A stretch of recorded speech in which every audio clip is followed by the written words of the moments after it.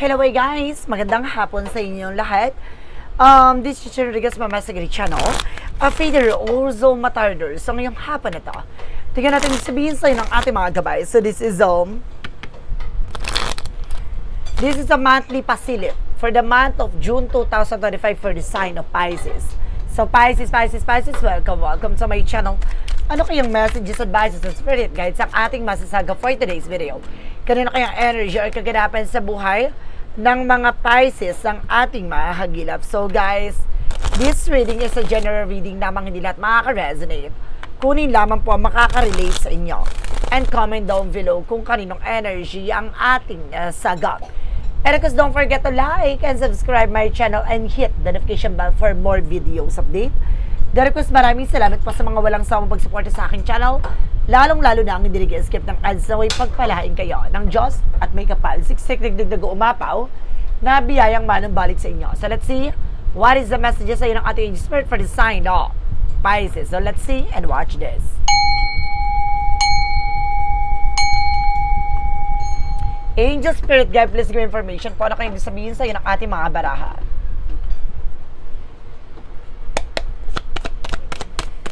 Okay, there's a 10 of wands, no? Some of you guys, no, talagang mabigat, no? May mga bagay na nagpapabigat dito sa situation. You're also overloaded. Ngayong buwan na to, it's time na kailangan mo ng pakawalan, no? Ano man yung bagay na nagbibigay pabigat sa buhay mo and sa sitwasyon mo. There's a need of swords, no? There's a lot of negativities and toxicities around you. Ibig sabihin talaga, napapalibutan ka ng mga negatibo na maaaring nagdudulot ng problema sa buhay mo. And there's the moon card, no? A truth reveal. Now, there's something revelation. Marami kang bagay na malalaman at matutuklasan dito. Maaaring may mga bagay na magtutupad sa mga pangarap mo. Maaaring may mga bagay na maaaring nagbibigay sa'yo ng kalungkutan at takot, no? At the same time, this is something with a tower moment for a major change. Some of you ngayong buwan na to ay maaaring magbago na ang ikot ng kapalaran para sa iyo. No, maaaring may mga bagay na talagang gumuho na, no? Talagang matanggal na, maalis na. Dahil itong mga bagay na to ay maaaring hindi na nakakabuti for you. No, maaaring nagbibigay na to ng kaguluhan sa utak mo, sa isip mo, sa sitwasyon mo.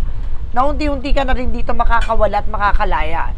No, ano man yung mga bagay na pinagdadaanan mo, sinasabi sa'yo dito, ito na yung tamang pagkakataon na para palayaan mo na yung sarili mo, no, sa mga bigat at responsibilidad. And this is something that's end of sword, no, sabotage, no? Ang nangyayari dito, nasasabotahin mo na yung sarili mo for your own sake, no? Talagang, kumbaga, hindi mo na iniisip yung mga sasabihin ng iba or either yung iniisip yung mangyayari sa sarili mo, no? And there's a 7 of wands that you are being protected. Proteksyonan mo at pangalagaan mo yung sarili mo. No, protektado ka dito pero kailangan mo munang pakawalan at bitawan. Ano man yung nagbibigay ng pabigat sa... Kaya hindi ka nag-grow no? And there's an Ace of Cups. Now, there's something nag-uumapaw na love over. Some of you guys, there's something in new love, a new beginning, no? And this is something for Pentacle for saving money. Proteksyonan mo at pangalagaan mo yung grounds mo dito, no? Kung gusto mo matupad yung mga pangarap mo, ngayon pala mag-higpit ka na ng sinturon. No? Mag-save ka na ng pera. No? Tignan mo yung magiging future mo. And this is something the 5 of wands. Some of you may mga komplikasyon talaga dito. No? Especially, meron talaga kumbaga, toxic environment talaga. No? Yung parang inasa na sa'yo lahat ng eksena. Ganon. What is the 10 of swords? There is something, the 6 of Pentacles, there is something giving, receiving something by the universe. Some of you guys, no, kumbaga na-over bigay, ganon. Na-over tulong. So, ang nangyari talaga dito, parang na-defeat. Talagang walang nangyari. Na parang lahat ng bagay na pinagtrabaho, pinaghirapan mo, doon lang napupunta. So, kailangan maging wise ka na this time, no? Ngayong buwan na to, yung parang pagising sa kamalayan. Ganon. And there's a high physics, so something hidden agenda. And there's a lot of mystery. So may mga bagay na mystery sa likod dito. No, kaya kailangan protection ng pangalagaan ng sarili mo. There's something inner knowing na parang binibigyan ka ng gabay ng ating angel spirit. And there's another source. Sabi ko na nga ba, nagkakaroon ka ng anxiety, sleepless nights dahil sa takot at pangamba. No, dahil kumbaga hindi mo na alam kung ano yung mangyayari sa kinabukasan. No, natatakot ka na. There's a human, you're feeling stuck. No, hindi ka makakilos, hindi ka makagalaw. Parang walang nangyayari or something changes sa buhay mo. And this is something that's out of custody, the happiness. So, ngayon, kumbaga, yung bagay na magiging masaya na ang sitwasyon mo ngayong buwan na to. No, maaring parang magigising ka sa katotohanan sa nowhere. There's a Three of Pentacles, no? Something teamwork or either collaborations, no? Maaring, kumbaga may mga taong makakausap ka na about this. Additional messages. Represent guys with a Seven of Pentacles with a harvest moment. Aani ka rin. No, lahat ng mga bagay na pinagpaguran, pinaghirapan mo, aanihin mo rin yan. Oh my goodness. And of course, this is something, the Six of Cups. Oh my God, talagang sinasabi dito guys, there's something, a past person coming back. Tapos meron pa dito babalik from the past. No? And there's the Sun card with a pure positive outcome. No? Gaganda at lilinaw na dito ang sitwasyon mo. No? Bibigyan kasagutan na lahat ng mga bagay na nangyari sa'yo. And there's the King of Swords. Stop the pattern. See, kailangan mo nang putulin yung mga bagay na alam mong hindi na nakakatulong for you. For your kalusugan, no, for your situation, and this is something that Chariot can request the Page of Wands. May magandang balita na paparating. No, may magandang impormasyon na maaaring magpabago ng sitwasyon at kalagayan mo. So let's see. Hanapin natin, hagilapin natin anong ganap sa'yo pagdating sa finances and career. So let's see and watch this.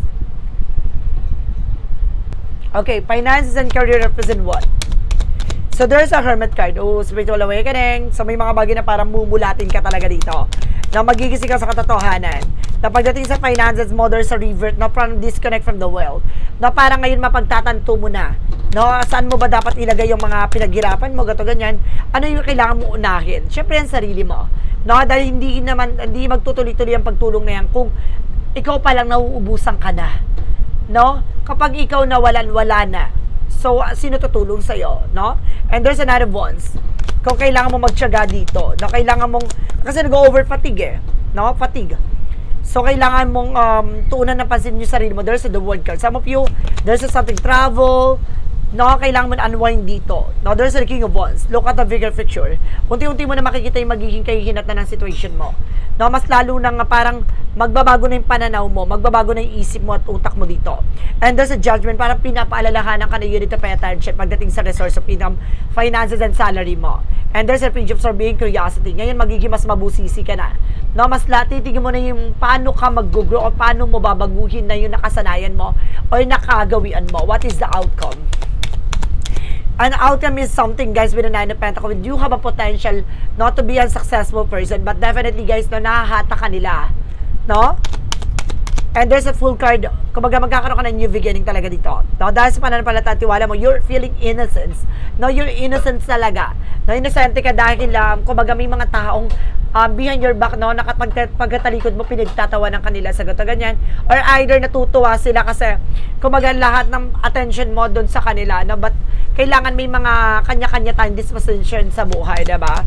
Ang nangyari, inasa na lang talaga. And there's a seven of swords with the sneakiness. So, sinasabi dito, there's a lies, cheating na on you. No? Ibig sabihin dito, ang nangyayari dito, kumbaga nagsisinungaling na eh. No? May mga kanya-kanyang drama. So, kaya kailangan maging aware ka dito, guys. So, let's see what is additional messages pagdating naman tayo sa love life. Okay, let's see. Pagdating sa love life, there's a Five of Cups, something disappointment. So, some of you guys, to parang pinagsisisihan mo ngayon pagdating sa pag-ibig. No, lahat nawala eh. There's a strength with a confidence. So, ngayon magiging mas malakas ang loob mo. Mas magiging palaban ka. There's a Four of Wands. Some of you magkakaroon ng wedding dito.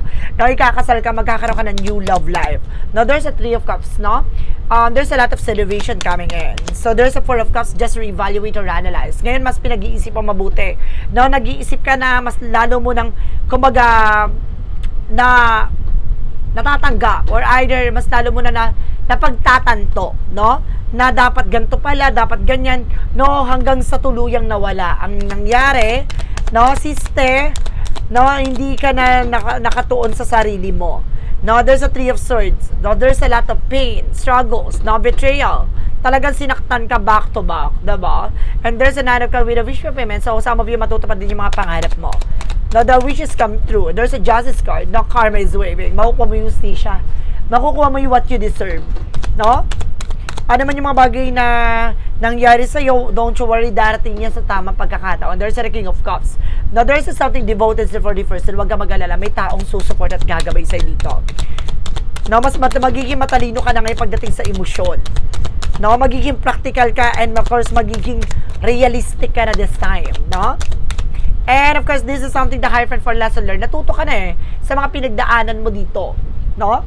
Sa ngayong buwan na to, ito yung parang paggising mula sa kamalayan. Ganon. Mula sa katauhan, sa lahat ng nangyayari, ngayon para mapagtatanto mo na mali na pala ang sistemang tinatahak mo, no? Or mali na pala ang cycle na nangyayari sa buhay mo. Na kailangan mo nang ikat to, yung cord na to. So, let's see what is the additional messages pagdating sa kalusugan. Let's watch this. Okay, pagdating sa kalusugan mo, ito na yon. No, there's something, guys, with the 7 of Cups. Some of you naguguluhan ka, na may mga pangarap ka, or may mga nararamdaman ka, na parang, nahihirapan ka na. Parang gano'n. Na may gusto ka mangyari, pero hindi na kinakaya ng isip mo. Marami nang tumatakbo sa utak mo. There is something mental activities. No, dahil it's either parang ang trabaho mo dito more on data, something na parang call center, ganyan. No, this is something the 9 of Pentacles na maaaring magkaroon ka ng security pagdating sa sarili mo. Nababaguhin mo na yung routine. No, yung nakasanayan mo, nakagawian mo, yung mga unhealthy habits, no, pagpupuyat. There is a cause na magiging kalmado na ang pakiramdam mo ngayon. No, hindi mo na masyadong pina-pressure yung sarili mo.